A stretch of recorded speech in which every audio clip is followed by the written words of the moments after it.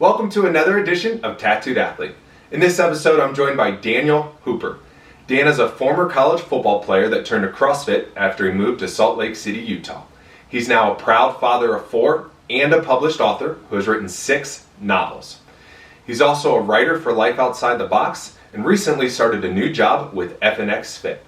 Dan and I dig into his fitness journey and his 5 tattoos, and then we connect on the tattoo culture as it relates to parenting and religion. Thanks for watching. Hello, Tattooed Athletic Club, and welcome to another edition of Tattooed Athlete. I'm pleased to be joined today by Daniel Hooper. Dan, how's it going? Awesome, man. Happy to be here. I like it. Well, thanks for sitting down with me. I appreciate it. Yeah, man. You have a lot of hats. You've done a lot of things. You're in the fitness space, but why don't you tell me a little bit about your athletic background that kind of got you into fitness, and then we can talk about what you're doing now. So for me, athletic background, started playing football as a little guy. I think started at 9 years old. Played football all the way through college. I played a little bit of basketball as well. I think I was probably, for being like a short, chubby white guy, I was always a pretty good basketball player. Football, love football. Football is kind of been in my family. That is really what got us, I think, our start into like loving the competitive aspect and loving the actual working out aspect of, life. And so then it kind of went from football to let's see how heavy of things I can put on my back. I always like to be able to back squat a lot of weight. Like that's kind of like, I was like, oh yeah, I'm gonna put 550 on my back and show what's up. And then basically, long story short, my brother ended up out here in Utah to play football at Weber. I came out after I graduated college, and then that's how we found CrossFit. He dove in kind of all the way in. I decided to just kind of dip my toe in a little bit. It was like, this seems really hard. Right. Fran, I don't like her. Yeah. No. It was like one of my first CrossFit workouts. Was like a modified version of Fran. Yeah. It was like, I think I might die. Right. I've heard that a couple times. That's people's first workout, and it was bad. I may have also done it to my mom. My mom's introduction to CrossFit was also was a Fran where it was instead of pull-ups, it was jumping pull-ups. Okay. Oh my gosh, it was I had to apologize to her afterwards. So it was basically like from there, I realized that CrossFit and really investing in my health was kind of the right direction for me. Right. And where'd you go to college? Went to a little small school in central Pennsylvania, Juniata College. All right, shout out. Yeah. So you played football, ended up out here, immediately got into CrossFit, or did you take some time of just jumping into a gym and then CrossFit? Yeah, man. So, I guess I would say it was, because this is like, I'm like a CrossFit OG without being like a G. Yeah. Because, we're talking 10 years ago now, 11 years ago, where when I moved to Utah, I was like 260, very overweight, very sloppy. It was like, my first year out of college, so I was like, I'm just gonna drink a lot of beer and do nothing else. It's easy. Go to the gym, and still be strong, but worthless. Mm-hmm. And so then it was like, I basically, when I moved out here, my brother was like, hey, we're gonna start doing this. He ran a gym. It was called Basics. It was down in Holiday, Utah. Okay. It was the bomb. So much fun. We used to have so much fun. We'd do like 2 days, but we would do these CrossFit style workouts, and then he dove in to like the knowledge and figuring things out. Right. And for me, it was pretty simple. I was like, okay, well, you just tell me what to do, and I'm just gonna go do it. Right. And that was my foray. And then I went from Basics to then I moved up north. So then I went to Wasatch CrossFit, and now I'm full time working out at home in my home gym. Right, which leads me to my next point. This is your gym. This is the spot. This is your gym. This is where the subtle magic happens. Right, which is also part of your day-to-day. Yes. Right? Tell me about that. Yeah, man. So I got really lucky. I like to write. I'm a published novelist. Okay. I've published 6 novels. I also like to write about my exploits into CrossFit, about how painful my workouts tend to be. So which are hysterical. I'm very self-depreciating without like hurting myself. Mm-hmm. I don't take myself too seriously with stuff like that. So I'll joke about like farting in a squat, and just be like, this might be a bad choice. But I started doing some writing. I had a group of guys approach me, what's up, Brute, who said, hey, we're going to start a home gym programming with Pat and Taz Barber. Would you be interested in coming aboard? And just doing some writing, doing a lot of like the copywriting work. We like what you do, we like you, would you be interested? Obviously I had to say yes. And it really, from there, it turned into not just simply a relationship of, hey, you guys tell me what to write, but they were really receptive to my ideas, both on a macro level, but then also even just like the bigger picture level of the direction we were going. Right. And so, yeah, now I'm a key cog in a program we call Life Outside the Box. We went from doing 30-minute home gym workouts to now we do 30-minute home gym workouts, and we have this whole foray of helping people live life outside the box, helping people in their parenting, in their marriage, in their personal development. It's really more of like a sit-long conversation of like, hey, I want to be here for you, and we're going to get you fit, but we're also going to get you fit internally. Sure. And so that's been, for the last year and a half now, that's been every night, man. I still, I got a full-time job. I just finished working in corporate America, and in that, I was working usually 3-4 hours a night on outside the box stuff. The world's changed a little bit. Right, a little bit. Yeah. Things have changed. Yeah. We'll definitely dig into what life looks like outside the box for you. Yeah. Certainly, dig into your family and all that good stuff here a little bit. But main reason I'm here, man, is I want to hear about your tattoos. Yeah, man. So I'd love to hear what your first one was, and then we can kind of go in order from there. So the first tattoo I got was on my back. It says "Not Alone." In high school, my stepfather had died, and like I said, I'm a writer, and so in high school I used to write poetry, and I wrote a poem called "Alone," and the whole point of the poem was like a very heartbroken 15-year-old who felt abandoned. The people I loved the most seemed to be distant. And as I got a little older, and as I was about, probably 18, 19, so just a few years later, I was like, you know what, like I'm not alone. And that then became kind of, for myself, but then also for my mom and my brother and other people in our family, that kind of became like a rallying cry. And so the first tattoo, I remember walking into the shop, I actually found, on our way to the tattoo place, I found a $100 bill on the ground, and that's what I used to pay. And I was just like, oh, God got me. Like God was like, hey man, you're getting a tattoo today, because I didn't, like, at the time I was like 19, I didn't have any money. Right.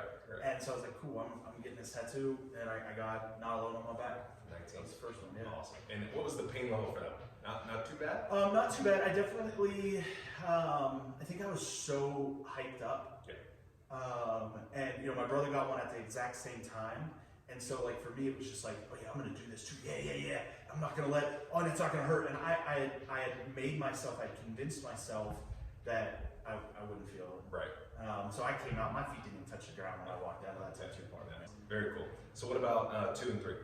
2 and 3. So I have 2. I have a cross on my back, which is like our family cross. Okay.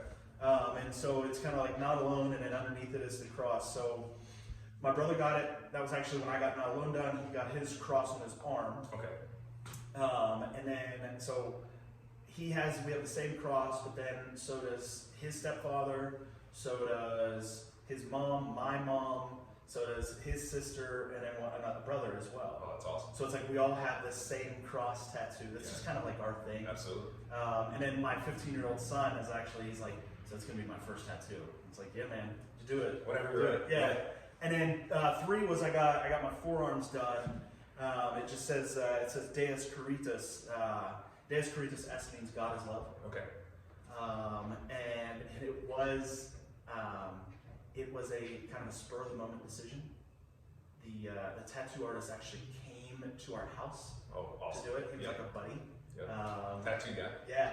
And so we had like a tattoo party where there was like 8 or 9 of us all got tattoos. Cool.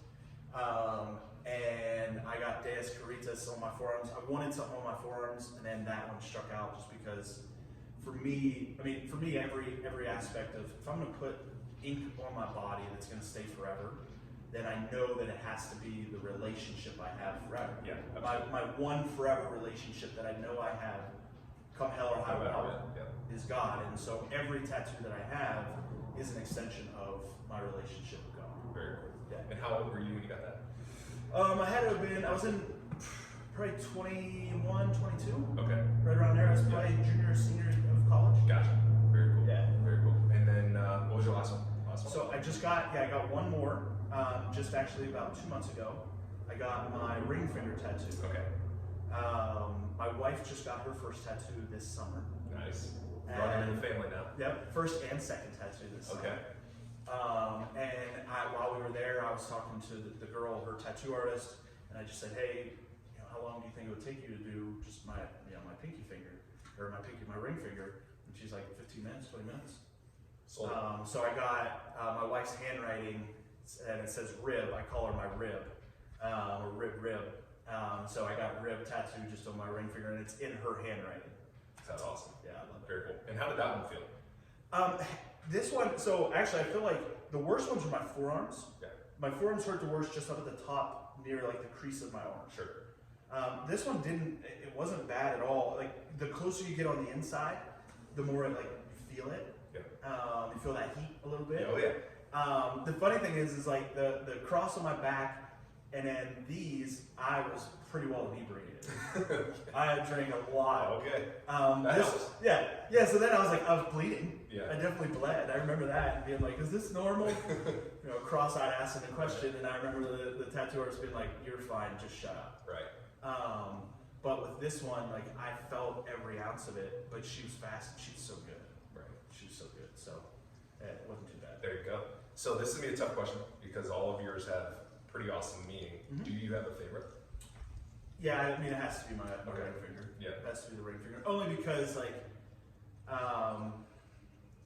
there's so much of a story to be told about like my marriage and my relationship with my wife and then my relationship with my kids, and just to me it's like my marriage has been such a victory of God and God's impact on my life, where it's like I shouldn't be married to her. I shouldn't have her. I really shouldn't. I literally did everything possible to not have her. And yet I was very blessed, I was very fortunate, and I was very favored, and God took care of it for me. Right. And so I think it's like my victory. Yeah. There's a lot of ways I look at it. Absolutely. That's, it's interesting you kind of bring that up. I think there's a stigma between religion and faith and tattoos. And there seems to be more of an overlap than there used to be. Yeah. So talk to me about that. I think it's because we as a culture are moving past the outward appearance. We're moving past you have to be all prim and proper. Like for us at our church, right? If you come in the doors to our church after COVID, come into the doors to our church, you are come as you are. Be who you are. Sure. Don't be the guy who pretends to be someone you're not. Jesus talks about whitewashed tombs. And it's just because you're clean on the outside, you're still dead on the inside. And I think what's happened is people realize that no, I love this. This is a passion for me. This is something I feel. This means something to me. Right. And even if the story is a bad one, it's still a story. It's still an impact of your life and in your spiritual walk. And I think what we're noticing and what's happening with our culture, I think American Christianity, now soapbox, I can definitely soapbox, but I think that American Christianity is starting to realize kind of the hypocrisy of itself. Sure. And now it's no, if you look perfect on the outside, then it's easy for you to be one, unapproachable, and two, fraud. Right. And whereas if you're no man, these are my scars. Every tattoo tells a story. Every scar tells a story. And I think there's beauty in that. And I think there's humility in it. I think there's so much value in being comfortable saying this is who I really am. Right. And I think tattoos are an the illustration for that. Right, absolutely. I think you nailed it. When you said tattoos or scars, right? Like, Yeah. You nailed it. Spot on, certainly. So, but what about any stigmas with parents with tattoos and children, right? Like, Yeah. I grew up and never would have thought my parents would have tattoos, and now at this point, my grandma and mom and everybody seems to have, right? Yes. So, have you dealt with anything in terms of being a parent, having tattoos, and them seeing them, or friends, or anything like that? Well, I mean, other parents, no. It's not really like a thing that we would deal with. Our kids talk about wanting tattoos. I have a 15-year-old, like I said, who says his first tattoo is going to be a cross. Which is sweet, like that's a great victory, right? But then my daughters, like they're 11, I have twin 11-year-old girls, and with my twin girls, they will often be like, I think that I'm gonna get a tattoo of, and then it would be like some really bad idea. Yeah. Like, I think a tattoo of like a LaCroix can, you're like, what? I just love the colors. Yeah. And it's like, baby, no, Yeah. no. And like, Not gonna sign off on like, that. no, I'm not gonna let you do that. One, you're 11, so thank God you don't get to do it. But then it's like, I think for us, like as parents, like for my wife and I, it's really important for them to see us for who we are, and for them to know that they can be who they are to us. Yeah. So they can bring us bad ideas. Right. My wife and I are very open about like, hey, that was a really dumb choice. Yeah. So what's next for you in tattoos? You got plans? Oh man, yeah. I just started working with FNX. Awesome. So I got this new job.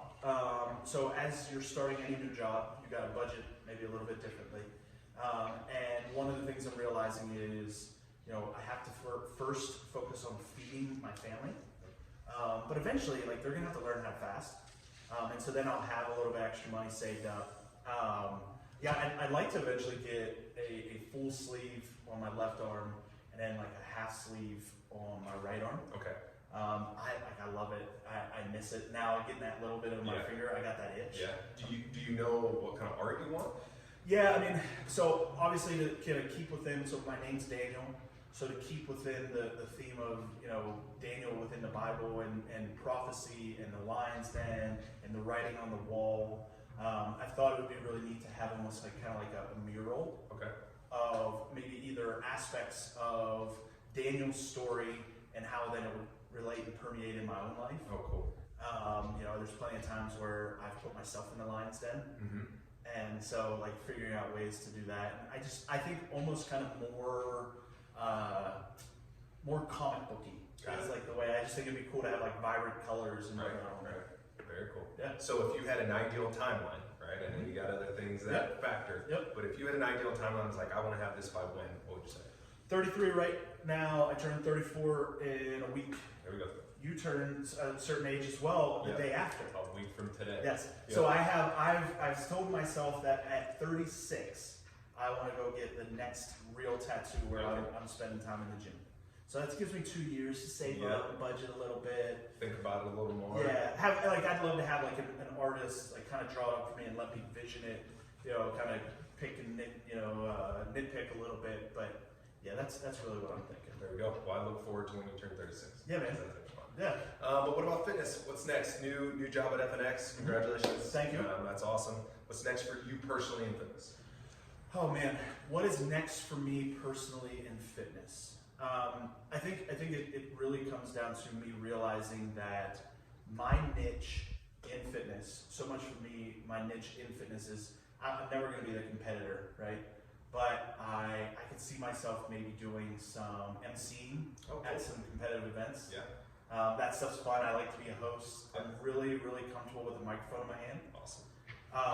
That could be part one. I think there's also just an aspect of being a counsel for people. I've realized that I've gotten very strong at just giving advice and helping people achieve what they're trying to capture. That's awesome. And I think just riding the wave of Pat and Taz Barber with Life Outside the Box, riding this FNX wave for as long as it'll take me, and basically just enjoying every part of the ride.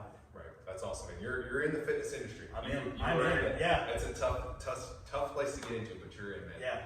And what about writing? What's next for you in writing? So I will. I have a little project I'm working on. Okay. That is going to be a nonfiction. So I published 6 novels. Yep. I have a 7th that I've been editing and tinkering with, but I have a nonfiction book that I will write in the month of November. So every November I write an entire book. Oh wow.